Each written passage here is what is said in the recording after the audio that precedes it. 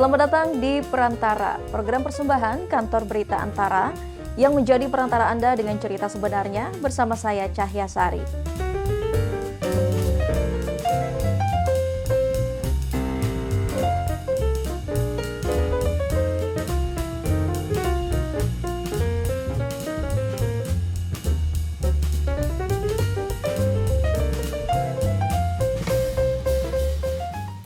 Serangan gabungan Amerika Serikat dan Israel terhadap Iran pada pekan lalu tak hanya menimbulkan kerusakan dan korban jiwa bagi pihak yang berselisih. Konflik yang skalanya sudah menjadi perang terbuka ini turut berdampak pada sektor yang lebih luas, pemirsa.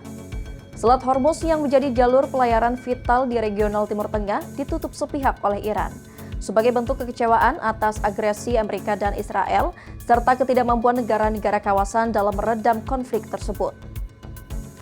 Jalur maritim dengan lebar hanya sekitar 50 hingga 30 km di titik tersempitnya ini menjadi satu-satunya titik lalu lintas untuk keluar masuk ke Teluk Persia. Kini sekitar 200 kapal tanker pun tertahan dan angka lalu lintas di Teluk Persia merosot hingga 80% sejak 1 Maret. Secara geografis, Selat Hormuz berada di antara Iran pada sisi utaranya dan Oman di sisi selatan. Jalur maritim ini juga berdekatan dengan Uni Emirat Arab karena posisinya yang diapit beberapa negara itu membuat Selat Hormuz tidak dikuasai secara eksklusif oleh satu negara. Namun akibat serangan AS Israel, Iran membalas tak hanya dengan mengirimkan rudal balistik dan drone kamikaze, namun juga menutup Selat Hormuz.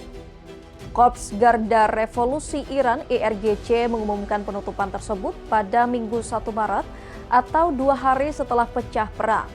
Mereka tak segan menyerang setiap kapal yang berani melintasi selat tersebut.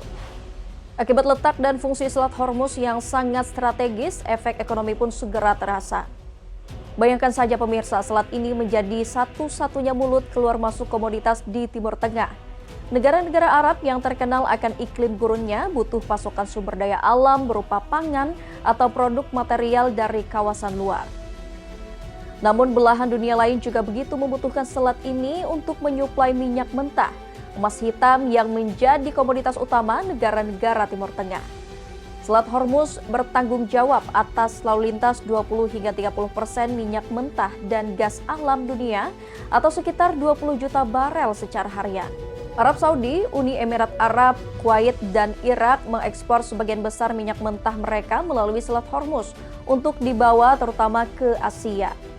Qatar, salah satu pengekspor gas alam cair terbesar di dunia, juga mengirimkan hampir semua LNG-nya lewat Selat Hormuz. Sehingga wajar jika penutupan Selat Hormuz memicu kekhawatiran banyak negara, terutama mereka yang berkepentingan dengan pasokan energi, termasuk Amerika Serikat adidaya yang haus akan minyak. Sebelum ditutup seperti saat ini, Selat Hormuz juga pernah mengalami gangguan. Pada 2019, Iran sempat mengancam akan memblokade Selat Hormuz sebagai respons terhadap tekanan geopolitik dan ekonomi dari AS dan negara barat.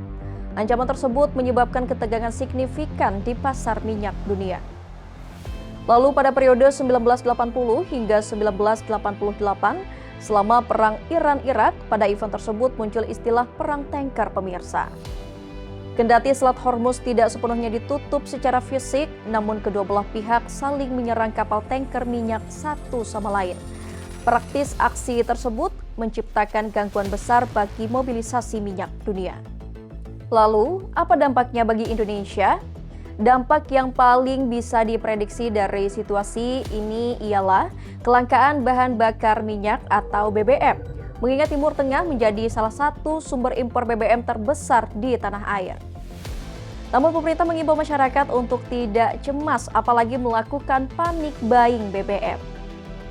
Menurut Menteri Energi dan Sumber Daya Mineral (ESDM) Bahlil Lahadalia, jumlah impor minyak Indonesia yang berasal dari Timur Tengah dan melewati Selat Hormuz hanya sekitar 20 hingga 25% dari kebutuhan dalam negeri.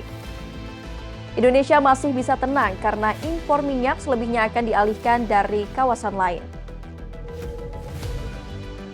Dengan berbagai macam dinamika yang ada, alhamdulillah ternyata setelah tadi kita detailing, dari total impor crude kita dari Middle East itu kurang lebih sekitar 20-25%. Selebihnya kita ambil dari Afrika, dari Angola, dari Amerika, kemudian dari beberapa negara lain seperti Brazil.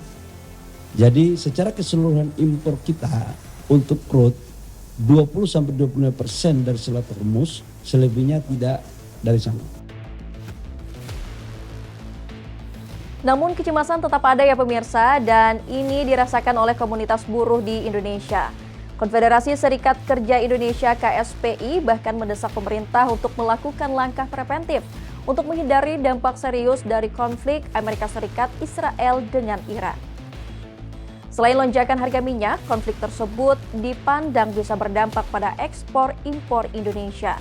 Banyak komoditas ekspor yang menumpuk di dalam negeri mendorong sektor industri melakukan efisiensi berupa PHK buruh akibat tidak adanya pemasukan dari ekspor.